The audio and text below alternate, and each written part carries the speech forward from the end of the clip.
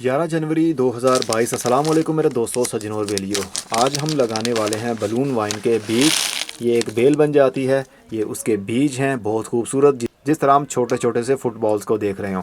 तो उसके लिए मैं एक डिब्बा ले रहा हूँ। डिब्बे के नीचे मैंने टिश्यू पेपर बिछा लिया है। अब इसके ऊपर मैं सीड्स को डाल दूँगा। देन दोबारा से हम टिश्यू पेपर से इन सीड्स को कवर कर देंगे और ऊपर से पानी का शावर करेंगे।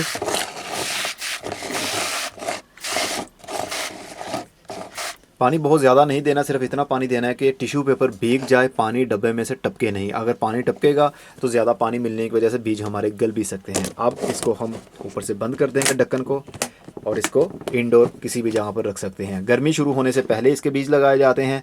अगर आप गर्मी के दिनों में लगा रहे हैं, मई और जून के महीने में बीज लगा रहे हैं, तो फिर डिब्बे को जब हमने कवर कर दिया, एयर टाइट कर दिया, 3 से 4 दिन के बाद हल्का सा हम डिब्बे को खोलेंगे, इसके ढक्कन को खोलेंगे और 1 मिनट के लिए खुला रखेंगे। देन 1 मिनट के बाद इसको बंद कर देंगे और रख देंगे इंडोर, क्योंकि गर्मी के दिन में ज़्यादा नमी बनने की वजह से डब्बे के अंदर फंगस भी एक्टिव हो सकता है, तो सीड हमारे गल भी सकते हैं। सर्दी के दिन है अभी, इसलिए हमें कोई टेंशन नहीं है, इसको एयर टाइट ही हम रखेंगे। 21 दिन बाद बलून वाइन के बहुत सारे बीज जर्मिनेशन अपनी शुरू कर गए हैं। ये देख सकते हैं, बहुत ही खूबसूरत अंदाज से इनकी रूटिंग शुरू हो चुकी है। अब हम एक एक बीज को लेंगे और उनको ट्रांसप्लांट करते जाएंगे सीड ग्रोइंग मीडिया के अंदर। उसके लिए जो सॉइल मैं इस्तेमाल कर रहा हूँ उसमें मिट्टी नहीं है, इसमें 4 चीज़ें मिक्स हैं। इसको मैंने नाम दिया है सीड ग्रोइंग मीडिया का, या इसको हम पोटिंग मिक्स भी कह सकते हैं। राइस हस्क ऐश, कोकोपीट, पत्तों की खाद और गाय का गोबर, चारों चीज़ें बराबर मिकदार में हमने लेनी है। वज़न के हिसाब से नहीं बल्कि पार्ट के हिसाब से। मतलब जितना बर्तन हमने कोकोपीट का भरना है उतना ही राइस हस्क ऐश का भरना है, और गोबर का भी ऐसे ही, और पत्तों की खाद का भी। अगर बाय वेट चलेंगे तो राइस हस्क ऐश यानी चावल के छिलके की काली राख बहुत ही हल्की होती है, तो वो ज़्यादा इस्तेमाल हो जाएगी। ये मैं प्लास्टिक का एक गिलास ले रहा हूँ, इसके नीचे मैंने ड्रेनेज होल भी कर ली है 4-5। अब जो बीज उग गया है उसको लूँगा और ये वाला जो जड़ वाला एरिया है इसको नीचे वाली साइड पर मिट्टी के अंदर डाल दूंगा, तकरीबन 1 इंच या आधा इंच। ऊपर से मिट्टी को हम बराबर कर देंगे।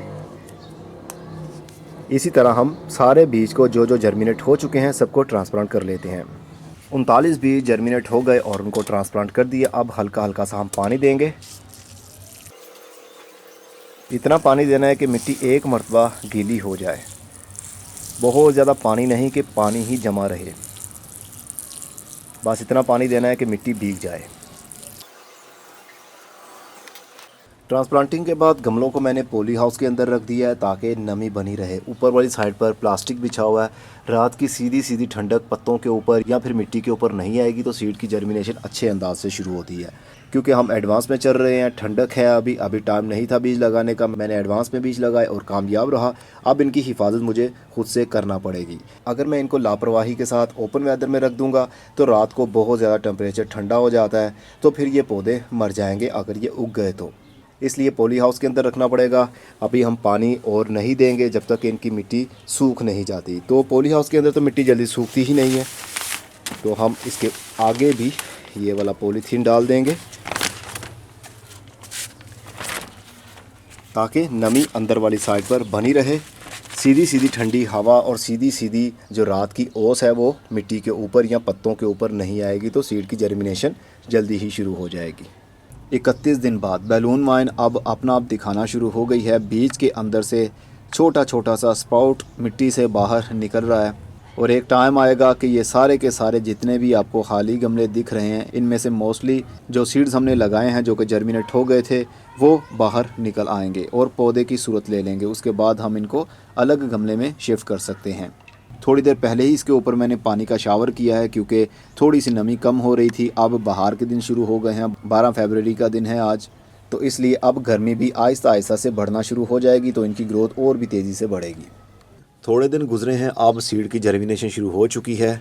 बहुत सारे बैलून वाइन के पौधे बनना शुरू हो गए हैं। पत्ते ऐसे देखने में लग रहा है जिस तरह ये इमली के पत्ते हों। पौधे बिल्कुल ऐसे ही जर्मिनेट हो रहे हैं जैसे वाकई में ये इमली के ही पौधे हों। अब जैसे जैसे गर्मी बढ़ती जाएगी इनकी जर्मिनेशन और भी तेज़ी के साथ बढ़ेगी और पौधे भी जल्दी ही बड़ा होना शुरू हो जाएंगे। जैसे ही ये थोड़े से और बड़े होते हैं हम इनको आउटडोर फुल धूप वाले एरिया में शिफ्ट कर देंगे। 41 दिन बाद बैलून वाइन के बहुत सारे पौधे अब बड़े भी हो गए हैं और इनके पत्ते भी निकल आए हैं। कुछ सीड्स जो कि रह गए थे डिब्बे के अंदर, उन सभी को मैंने एक ग्लास के अंदर डाल दिया था और ये देखिए सारे के सारे ही अब पौधों की सूरत ले रहे हैं। अब इनमें से मैं कुछ पौधे लूँगा और उनको अपनी रूफ टॉप के ऊपर ही थर्मोकोल के डिब्बे के अंदर शिफ्ट कर दूंगा और बाकी सारे पौधे जाएंगे हमारे फार्म हाउस में। कुछ सीड्स अपनी जर्मिनेशन शुरू नहीं कर पाए हैं, जैसा कि आप देख सकते हैं खाली ग्लास ही हैं ये, लेकिन मोस्टली हमारी तकरीबन 95% से ज़्यादा इनकी जर्मिनेशन अच्छे अंदाज से शुरू हुई। एक थर्मोकोल के डिब्बे के अंदर वही पुरानी मिट्टी भरी हुई है, इसके अंदर मैंने नीम के बीज लगाए थे। जब वो पौधे बड़े हो गए उनको मैंने निकाल कर अलग जगह पर शिफ्ट कर दिया है। अब ये वही मिट्टी है, उसी की जड़ें भी हैं साथ में। तो इसी डिब्बे के अंदर हमने थोड़ा थोड़ा सुराख करना है। 3 हिस्से मिट्टी लें, 1 हिस्सा गाय का गोबर लें, सबसे अच्छी मिट्टी बन जाएगी।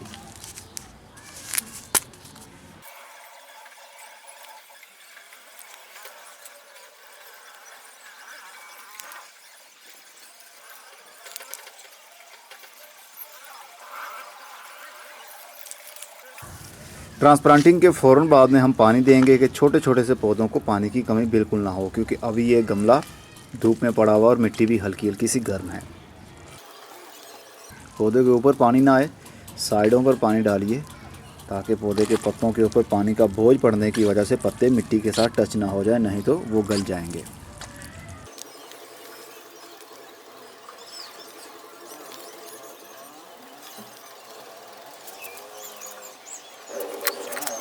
अब इसको चाहें तो थोड़ा सा शेडी एरिया में भी रख सकते हैं, अगर चाहें तो फुल धूप में भी रख सकते हैं। हो सकता है कि कल तक इसके पत्ते थोड़े से झुक जाएं, लेकिन जैसे ही इनकी रूट्स इस जगह पर सेटल होंगी तो इनके पत्ते दोबारा खड़े हो जाएंगे और इनकी फर्दर आगे ग्रोथ बढ़ना शुरू हो जाएगी। ट्रांसप्लांटिंग के कुछ ही हफ्तों के बाद अब पौधे अपने पाँव पर खड़े हो गए हैं। अब इनकी एरियल ब्रांचेस भी बाहर निकलने लगी हैं, मतलब ये ख़ुद को एंकर करना चाहती हैं किसी रस्सी के साथ, किसी बांस के साथ। जहाँ पर भी इसको सपोर्ट मिलेगी ये उसके साथ ट्विस्ट हो जाएंगी। जैसा कि ये देखिए ये खुद के साथ ही एक दूसरे के साथ ही ट्विस्ट हो रही हैं। इनको सहारा चाहिए होता है क्योंकि ये क्लाइंबर होती है, जो भी इनको सहारा मिलेगा उनके सहारे ये ऊपर चढ़ना शुरू हो जाएंगी। अब इनको ज़रूरत है फुल धूप वाले एरिया में रखने की, क्योंकि चिड़ियों की हमें टेंशन नहीं रही है। क्योंकि छोटा अगर पौधा होगा तो बाहर के दिनों में चिड़ियाँ आती हैं और उनके नए पत्ते खा लेती हैं, जिस वजह से पौधे की ग्रोथ रुक जाती है। लेकिन अब बाहर के दिन गुजर चुके हैं, मार्च की आज 28 तारीख हो गई है, इसलिए इसको अब फुल धूप वाले एरिया में रखेंगे तो ही इसकी ज़्यादा ग्रोथ होगी और इसको फ्लावरिंग भी होगी। 3 महीने 6 दिन बाद अब बेलें बहुत ज़्यादा बड़ी हो गई हैं, बहुत लंबी ग्रोथ हो गई है इनकी। अब आकर इनको फ्लावरिंग भी शुरू हो रही है, ये कलियां छोटी छोटी सी लगना शुरू हो गई हैं। इसको मैंने फुल धूप वाले एरिया में लगा दिया है ताकि धूप की वजह से इसकी ग्रोथ और भी ज़्यादा तेज़ी के साथ बढ़ सके। ये तकरीबन 5 से 6 फुट लंबी हो गई है। ऊपर आकर देखते हैं तो बहुत सारे कलियों के गुच्छे लगे हुए हैं, जो कि वक्त के साथ साथ में खिल जाएंगे। जैसे खिलेंगे फूल किस तरह के होंगे, उनमें से खुशबू निकलेगी या नहीं, ये हम बाद में देखेंगे। आप मेरे साथ रहें। 3 महीने 26 दिन बाद बेल बहुत ज़्यादा लंबी हो गई है और अब आकर इसको ये देखिए बैलून टाइप के फूल भी लगना शुरू हो गए हैं। पहले वाइट कलर के छोटे छोटे से फूल बनते हैं और उसके बाद में बैलून की सूरत ले लेते हैं। ये देख सकते हैं ये इसकी कलियां हैं और जब फूल खिल जाते हैं तो वाइट कलर के छोटे छोटे से फूल रहते हैं और उनके बाद में ये इस तरह का सीड पोड है। आई थिंक ये इसके अंदर सीड बनते होंगे, लेकिन ये आई थिंक फूल की तरह का ये दिखने वाला फ्रूट हमें खूबसूरत लगता है। एक को हम तोड़ कर देखते हैं इसके अंदर है क्या।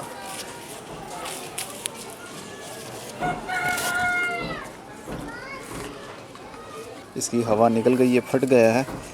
चलिए इसको शेड में लेकर चलते हैं। तो जनाब इसको हम खोलते हैं। ये देखिए इसके अंदर हरे रंग के बीज दिख रहे हैं जो अभी बिल्कुल ताज़े हैं। अभी इनकी बनावट कंप्लीट नहीं हुई है, इनके टिश्यूज़ अभी बनने हैं, उसके बाद ये सूख जाएगा और उसके बाद ये बीज बन जाएगा। जैसा कि हमने बीज लगाया था बिल्कुल वैसी ही शेप है, लेकिन अभी ये जो ग्रीन पार्ट है ये ब्लैक कलर में बदल जाएगा और ये जो वाइट एरिया आपको दिख रहा है ये वाइट ही रहेगा। एक बैलून के अंदर 2 बीज हमारे निकले हैं, तो एक बीज से एक बेल बनेगी और एक बेल को ना जाने कितने फूल लगेंगे और कितने बीज बनेंगे। बस पूरी गर्मियाँ ये इसी तरह फ्लावरिंग करती रहेगी और दिसंबर का महीना आने पर आई थिंक कि ये मर जाएगी। अब मैं चलता हूँ, अपना बहुत सा ख्याल रखिएगा। खुदा हाफिज़।